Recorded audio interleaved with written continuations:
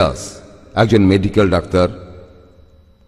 আমরা এখানে এসেছি সার্বজনীন ভ্রাতৃত্ব নিয়ে নতুন কিছু কথা শুনতে।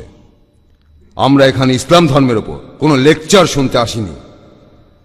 আমি এখানে আপনাকে অনুরোধ করব, আপনি বলুন এই পৃথিবীর ভ্রাতৃত্ববোধের কিছু কথা। এখন এটা সার্বজনীন ভ্রাতৃত্ব। আমি এখানে জানতে আসিনি বিশ্বজগতের অন্য কোথাও আমাদের কোনো ভাই আছে কিনা। ইন্ডিয়াতে অনেক ভাই আছে, তাই আমরা ইন্ডিয়ান ভ্রাতৃত্বের কথা বলবো। আর এই দেশে মানুষের ভ্রাতৃত্ব কিভাবে দেশের ইতিহাসকে গত 100 বছরে কতখানি প্রভাবিত করতে পেরেছে। ভাই, আপনি খুব সুন্দর প্রশ্ন করেছেন, খুবই প্রাসঙ্গিক প্রশ্ন। তিনি বললেন যে আজকে তিনি এসেছেন সর্বজনীন ভ্রাতৃত্বের কথা শুনতে, আর আমি এখানে বলেছি শুধুমাত্র এই পৃথিবীর ভ্রাতৃত্বের কথা। আর এই পৃথিবীর বাইরেও কি কোনো ভ্রাতৃত্ব আছে? আপনি একজন ডাক্তার, আলহামদুলিল্লাহ। আর আমার লেকচার যদি শোনেন, যদি আপনি একটু মন দিয়ে শোনেন, আমি বলেছি আমরা এক সর্বশক্তিমান ঈশ্বরে বিশ্বাস করি, যিনি এই পৃথিবী সমূহের প্রতিপালক, রাব্বুল আলামিন। পৃথিবী সমূহের প্রতিপালক অর্থাৎ বিশ্বজগতের প্রতিপালক আমাদের এই পৃথিবী সহ। এই ভ্রাতৃত্বটা হলো বিশ্বজগতের, পৃথিবীর অথবা ইন্ডিয়ার। আপনি কি বলেন? হ্যাঁ ভাই, ঠিক আছে, আগে উত্তরটা শোনেন। এক এক করে আমি আপনাদের সবার প্রশ্নের উত্তর দিয়ে দেব। আগে এই উত্তরটা দিয়ে তারপরে আপনার প্রশ্নে আসছি, সমস্যা না। আমি এখানে আছি, আপনাদের সবার প্রশ্নের উত্তর দেবো ইনশাল্লাহ। প্রথমে এই ভদ্রলোকের উত্তর দেই। তিনি যে প্রশ্ন করেছেন সেটার উত্তর আগে দেই। তিনি আমার কাছে ভ্রাতৃত্ব সম্পর্কে জানতে চেয়েছেন। আর সর্বজনীন ভ্রাতৃত্ব শুধুমাত্র এই পৃথিবীর ভ্রাতৃত্বকেই বোঝায় না। আর পবিত্র কোরআনের কথা অনুযায়ী সূরা আল শুরার 29 নম্বর আয়াতে উল্লেখ আছে যে আল্লাহ সুবহানাহু ওয়া তাআলা এই আকাশমণ্ডলী আর পৃথিবী সৃষ্টি করেছেন আর সেখানে জীবজন্তু ছড়িয়ে দিয়েছেন। তার অর্থ পবিত্র কোরআন বলছে যে এই পৃথিবী ছাড়াও এই বিশ্বজগতে অনেক প্রাণী আছে। পৃথিবী ছাড়া অন্য গ্রহেও প্রাণী আছে।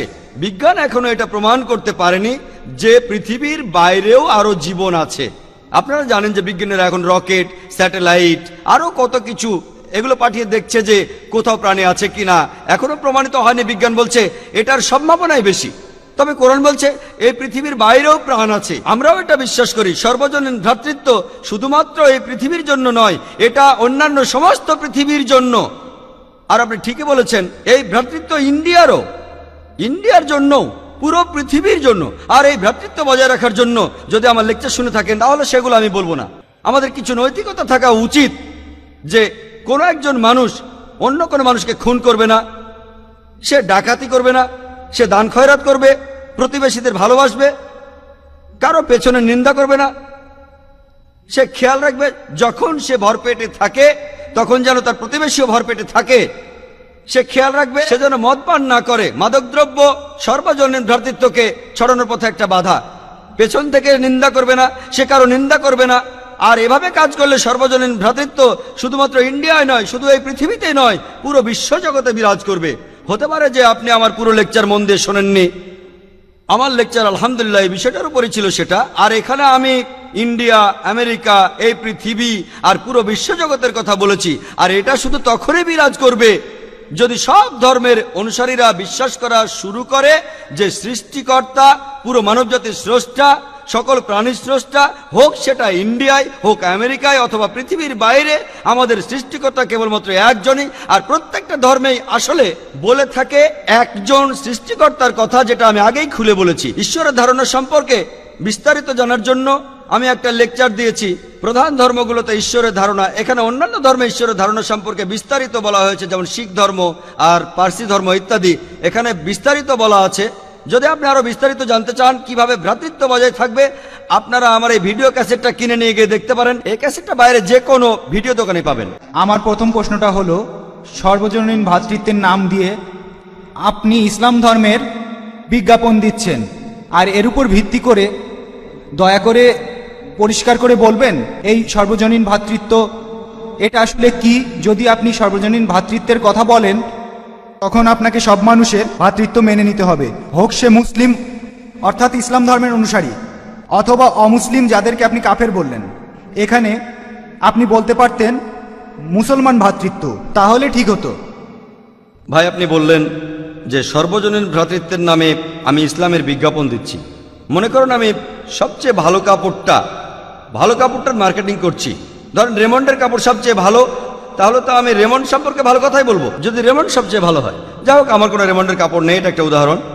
আমি রেমন্ডের কোনো ডিলার নই, কিন্তু যদি রেমন্ডের কাপড়টা ভালো হয় আর যদি ভালো কাপড় নিয়ে কথা হয়, তখন আমি রেমন্ডের কথাই বলবো। ধরুন আমি কথা বলছি এই পৃথিবীর সেরা ডাক্তার নিয়ে, এই পৃথিবীর, আর সেখানে একজন ডাক্তারের নাম XYZ, তিনি সেরা ডাক্তার হলে আমি সে কথা বলবো। হ্যাঁ, তাই একইভাবে সর্বজনীন ভ্রাতৃত্ব, আমি আগেও বলেছি, ইসলাম সর্বজনীন ভ্রাতৃত্বের কথা বলে আর এটা অর্জনের উপায়ও বলে দেয়। আপনার প্রশ্ন ছিল সর্বজনীন ভ্রাতৃত্বে একজন মুসলিম কোনো অমুসলিমকে ভাই বলতে পারে কিনা, নাকি মুসলিমরাই ভাই ভাই। ইসলামের সর্বজনীন ভ্রাতৃত্বে পৃথিবীর সব মানুষই আমাদের ভাই, এ কথাটা আমি পরিষ্কারভাবে বলেছি। আমি শব্দ নিয়ে খেলা করছি না, পরিষ্কার বলেছি। তবে হতে পারে যে আপনি খেয়াল করেননি, পবিত্র কোরআনে সূরা হুজুরাতের 13 নম্বর আয়াতে উল্লেখ আছে যে يا أيها الناس إنا خلقناكم من ذكر وأنثى وجعلناكم شعوبا وقبائل لتعارفوا إن أكرمكم عند الله أتقاكم إن الله عليم خبير। অর্থাৎ হে মানুষ, আমি তোমাদেরকে সৃষ্টি করিয়াছি একজন পুরুষ ও একজন নারী হইতে, আর তোমাদেরকে বিভক্ত করিয়াছি বিভিন্ন জাতি গোত্রে, যাহাতে তোমরা অপরের সহিত পরিচিত হইতে পারো। এজন্য নয় যে অন্যকে ঘৃণা করিবে। আর তোমাদের মধ্যে আল্লাহর নিকট সেই ব্যক্তি মর্যাদা সম্পন্ন অধিক, যে তোমাদের মধ্যে অধিক মুত্তাকি, যে অধিক ন্যায়পরায়ণ, যে অধিক ধার্মিক, যে আল্লাহকে মেনে চলে। তাহলে এই ব্যক্তিই হবে আল্লাহর কাছে অধিক মর্যাদা সম্পন্ন। ধরুন আমার দুজন ভাই, একজন খুব ভালো মানুষ, আসলে আমার ভাই মাত্র একজন, তবে ধরুন আমার দুজন ভাই, একজন মেডিকেল ডাক্তার, এই ভাইয়ের মতো যে মানুষের বিভিন্ন অসুখ সারায়, আর অন্যজন হলো মাতাল ধর্ষক। দুজনই আমার ভাই। এদের মধ্যে কে ভালো ভাই? যে পেশায় ডাক্তার, মানুষের অসুখ সারায় আর সমাজের কোনো ক্ষতি করে না। আর অন্যজন, সেও আমার ভাই, কিন্তু সে ভাইটা আমার ভালো নয়। একইভাবে পৃথিবীর সব মানুষই আমার ভাই, কিন্তু সেই ভাইরা আমার কাছাকাছি, যাদের তাকওয়া আছে, যারা ন্যায়পরায়ণ, যারা ধার্মিক। মূল কথা হলো যারা ধার্মিক, যারা ন্যায়পরায়ণ, যারা আল্লাহকে মানে, তারা আমার কাছাকাছি। এটা খুবই পরিষ্কার, আমার লেকচারে বলেছি, আবারও বললাম, আশা করি উত্তরটা পেয়েছেন। আপনি এখানে বললেন হিন্দুইজম, ইসলাম আর খ্রিস্টান ধর্মের কথা। এই তিনটা ধর্মেই ভ্রাতৃত্ব নিয়ে ভালো কথা বলা হয়েছে। আপনি এখানে যেটা বলেননি, হিন্দু ধর্মের ভ্রাতৃত্ব আর খ্রিস্টান ধর্মের ভ্রাতৃত্ব। ভাই আপনি বললেন যে আমি ইসলাম সম্পর্কে ভালো কথা বলেছি, সর্বজনীন ভ্রাতৃত্বের কথা, তবে আমি হিন্দু আর খ্রিস্টান ধর্মের সম্পর্কে ভালো কথা বলিনি। আমি এখানে কিছু ভালো কথা বলেছি, আমি সব কথা বলিনি হিন্দু আর খ্রিস্টান ধর্মের ভ্রাতৃত্ব নিয়ে, কারণ আপনারা সেটা হজম করতে পারবেন না। আমি জানি আপনারা সেটা হজম করতে পারবেন না, আমাকে ধৈর্য ধরতে হবে। আমি খ্রিস্টান ধর্ম জানি, আমি বাইবেলও পড়েছি, আমি হিন্দু ধর্মগ্রন্থ পড়েছি। আমি সে কথাগুলো বললে এখানে সবার মধ্যে গন্ডগোল লেগে যাবে। আমি এখানে এসেছি আমাদের সাদৃশ্যগুলো নিয়ে কথা বলতে, তাই সাদৃশ্যের কথা বলেছি। হিন্দুইজম বলে চুরি করো না, খ্রিস্টান ধর্ম বলে চুরি করো না, উত্ত্যক্ত করো না, ধর্ষণ করো না, এগুলো বাদে ভ্রাতৃত্বের কথা বললে আপনাদের আমি ছোট্ট একটা উদাহরণ দেই। ঈসা আলাইহিস সালাম বলেছেন, এটার উল্লেখ আছে গসপেল অফ ম্যাথিউয়ের 10 নম্বর অধ্যায়ের 5 ও 6 অনুচ্ছেদে বলা হয়েছে। এটা উদ্ধৃতি, অধ্যায় আর অনুচ্ছেদ থেকে উদ্ধৃতি দিচ্ছি, আমার বানানো কথা না। তিনি তার অনুসারীদের বলেছেন, জেন্টাইলদের পথ অনুসরণ করো না, বরং তার বদলে ইসরায়েলের অধিবাসীদের পথ অনুসরণ করো। এই জেন্টাইল কারা? ইহুদি না, হিন্দু, খ্রিস্টান, আর আমরা হলাম জেন্টাইল। শুকরের পথ অনুসরণ করো না, তিনি আমাদের শুকর বলেছেন। আমি কি এখানে সে কথা বলবো? ঈসা আলাইহিস সালাম বলেছেন, গসপেল অফ ম্যাথিউয়ের 15 নম্বর অধ্যায়ের 24 নম্বর অনুচ্ছেদে আছে, তিনি বলেছেন, আমি এই পৃথিবীতে এসেছি শুধুমাত্র ইসরায়েলের অধিবাসীদের জন্য। আমি এখানে বাইবেল থেকে উদ্ধৃতি দিচ্ছি, তার অর্থ এই ধর্মটা শুধুমাত্র ইহুদিদের জন্য, এটা পুরো বিশ্বের জন্য নয়। পৃথিবীর অনেক ধর্মই মানুষকে সন্ন্যাসব্রত শেখায়, সন্ন্যাসীর জীবন। যদি ঈশ্বরের কাছে যেতে চান, এই পৃথিবীকে পরিত্যাগ করতে হবে, পৃথিবীর জীবনকে পরিত্যাগ করতে হবে। বেশিরভাগ ধর্ম এই কথা বলে, হিন্দুইজম বলে, খ্রিস্টান ধর্ম বলে, ঈশ্বরের কাছে যেতে হলে পৃথিবীকে ত্যাগ করতে হবে। পবিত্র কোরআনের মধ্যে সূরা হাদীদের 27 নম্বর আয়াতে উল্লেখ আছে যে ইসলাম সন্ন্যাসবাদের বিরুদ্ধে। সন্ন্যাসবাদকে কোনো অনুমতি দেওয়া হয়নি ইসলামে। প্রিয় নবী বলেছেন সন্ন্যাসব্রত চলবে না। এটার উল্লেখ আছে সহিহ বুখারীর 7ম খণ্ডে, বুক অফ নিকাহ 3য় অধ্যায়ের 4 নম্বর হাদিসে। হে যুবক যুবতী, যাদের বিয়ে করার সামর্থ্য আছে অবশ্যই বিয়ে করবে। হাদিসে কথা বলছে। যদি কথা মেনে নেই, পৃথিবীকে পরিত্যাগ করলে আপনি ঈশ্বরের কাছাকাছি যাবেন। আর যদি সব মানুষই আজ থেকে পৃথিবী পরিত্যাগ করে, তাহলে আগামী 100 বা 150 বছরের মধ্যে এই পৃথিবীতে একজন মানব সন্তান আর জীবিত থাকবে না। যদি পৃথিবীর সব মানুষের নিয়ম মেনে চলে, সর্বজনীন ভ্রাতৃত্ব কোথায় থাকবে? সেজন্য ভাই আমি এখানে শুধু ভালো কথাগুলোই বলছি। যদি আপনারা অন্য ধর্ম সম্পর্কে জানতে চান, এটা আমার কাজ, আমি সত্যি কথাই বলবো। পবিত্র কোরআনে সূরা ইসরার 81 নম্বর আয়াতে উল্লেখ আছে, وقل جاء الحق وزهق الباطل إن الباطل كان زهوقا। যখন সত্য আসিয়াছে তখন মিথ্যা বিলুপ্ত হইয়াছে, কারণ মিথ্যা তার প্রাকৃতিক কারণে বিলুপ্ত হইবে। আশা করি উত্তরটা পেয়েছেন। আমার নাম মাধব ফারকে। আপনি আপনার লেকচারে বললেন যে ঈশ্বর হলেন, আল্লাহ হলেন নিরাকার, প্রতিমূর্তি ছাড়া। হিন্দু ধর্মেও একই কথা আছে। কিন্তু তাহলে মুসলমানরা হজ করার সময় তাদের তীর্থস্থানকে কেন পূজা করে? কেন তারা কাবা ঘরকে উপাসনা করে? ভাই আপনি খুব সুন্দর একটা প্রশ্ন করেছেন, যে যখন ইসলামে ঈশ্বরের কোনো প্রতিকৃতি নেই, আল্লাহ সুবহানাহু ওয়া তাআলার কোনো আকার নেই, তাহলে মুসলমানরা কেন তীর্থস্থানকে পুজো করে? সেটা হলো কাবা শরীফ হজ করার সময়। ভাই এটা একটা ভুল ধারণা। কোনো মুসলিম কখনোই কাবাকে পুজো করে না।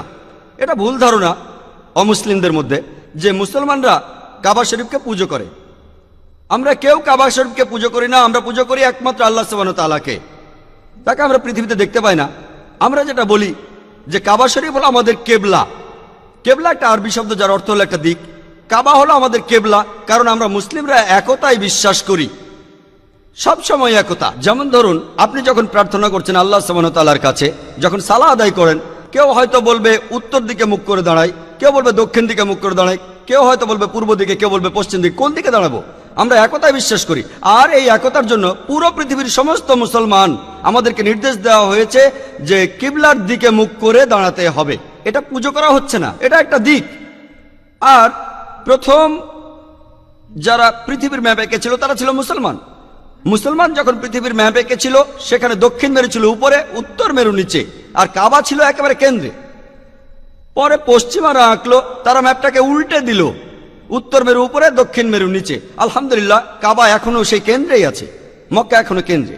আর মক্কাকে কেন্দ্রে রেখে পৃথিবীর যে কোনো জায়গার যে কোনো মুসলমান যদি সে উত্তর দিকে থাকে কাবা শরীফের, তাহলে দক্ষিণে ফিরে দাঁড়াবে। আর যদি সে কাবা শরীফের দক্ষিণে থাকে তাহলে উত্তর দিকে ফিরে দাঁড়াবে। সারা পৃথিবীর সমস্ত মুসলমান একদিকে মুখ করে দাঁড়ায়। কাবা শরীফ আমাদের কেবলা বা দিক। মুসলমানরা একে পুজো করে না। আর যখন আমরা হজে যাই, হজ পালন করি, আমরা কাবার চারপাশে প্রদক্ষিণ করি। আমরা কাবার চারপাশে প্রদক্ষিণ করি কারণ সবাই জানে যে সব বৃত্তেরই মাত্র একটাই কেন্দ্র আছে। তাই আমরা কাবার চারপাশে প্রদক্ষিণ করি আর সাক্ষ্য দেই কেবলমাত্র একজন ঈশ্বর। আমরা কাবাকে পুজো করি না। আর ইসলাম ধর্মের দ্বিতীয় খলিফা হযরত ওমর রাদিয়াল্লাহু তাআলা আনহু তিনি বলেছেন, এটার উল্লেখ আছে সহিহ মুসলিমে, বুক অফ হজের দ্বিতীয় খণ্ডে। হযরত ওমর রাদিয়াল্লাহু তাআলা আনহু বলেছেন যে আমি কালো পাথরকে চুমু দেই, অর্থাৎ আল হাজরে আসওয়াদ, শুধুমাত্র এই কারণে যে আমাদের নবীজি চুমু দিয়েছিলেন। তা না হলে এই কালো পাথর আমাদের কোনো ক্ষতি করবে না, কোনো উপকারও করবে না। ইসলাম ধর্মের দ্বিতীয় খলিফা হযরত ওমর রাদিয়াল্লাহু তাআলা আনহু তিনি একথা নিশ্চিত করে বলেছেন যে কোনো মুসলিমই কালো পাথরকে পুজো করে না। এটা আমাদের কোনো ক্ষতি করবে না, আবার কোনো উপকারও করবে না। আর আরেকটা দৃষ্টান্ত আছে যে আমাদের নবীজির সময়ে সাহাবাগণ, নবীজির সঙ্গী সাথীরা, তারা এমনকি কাবার উপরে দাঁড়িয়ে আজান দিয়েছেন। আজান হলো আহ্বান সালার জন্য। লোকে একসময় কাবার উপর দাঁড়িয়ে আজান দিয়েছে। আপনাদের প্রশ্ন করি, কোন মূর্তি পূজারী কি তার পূজনীয় মূর্তির উপর কখনো দাঁড়ায়? এভাবে আমরা প্রমাণ করতে পারি কোন মুসলিম কখনোই কাবাকে পুজো করেনি। কাবা আমাদের কেবলা, আর আমরা উপাসনা করি একমাত্র আল্লাহ সুবহানাহু ওয়া তাআলার, যাকে আমরা দেখতে পাই না।